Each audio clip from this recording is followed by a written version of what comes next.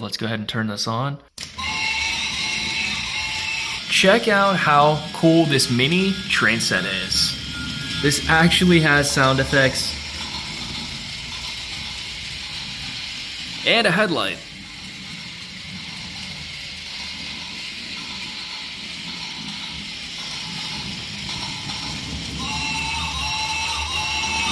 All right, here's a little bit of a closer look now that it's stopped moving. We have very realistic look on this one. Cool carriage, and it's all like numbered. It just looks really realistic. The track is really easy to just click together. Doesn't take much time at all. This one looks really cool.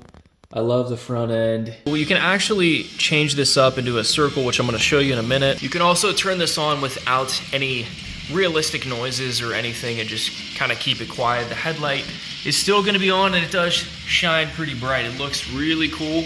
If you're looking for a nice train set, this is definitely something that I recommend. It runs on 2 AA batteries and you get 10 of the curved tracks and then you also get 4 of the straight tracks. The light, the sound, it has everything that you're looking for. I just have this with my 6-foot flock tree. Fits around the outside perfectly. And now I'm gonna show you what the regular circle looks like.